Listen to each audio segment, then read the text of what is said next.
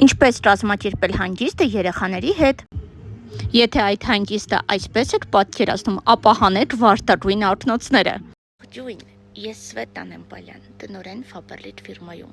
Ես բազմազավակ մայրիկ եմ եւ ձեր հետ այսօր կիսվեմ ինչպես անցկացնել հանգիստը երեխաների հետ,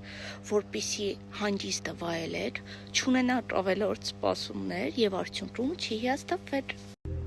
Երբ խոսում ենք հանգստի մասին երեխաների հետ, կարևոր է հասկանալ երկու բան։ Երեխաներին պետք է հետաքրքիր եւ զարթացնող միջավայր,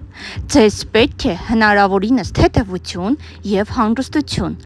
Ձեր հանգստի զգացողությունը կախված է ոչ թե ծրագրի ծավալից, այլ ճիշտ կազմակերպելուց։ Հուսով եմ իմ խորհուրդները օգտակար եղան ձեր համար եւ կիրառելով դրանք ձեր հանգիստը երեխաների հետ կվերածեք հետաքրքիր զվարճալի լի արկածներով մի ընթացքի, այլ ոչ թե կվերադառնաք հոգնած եւ հիասթափված։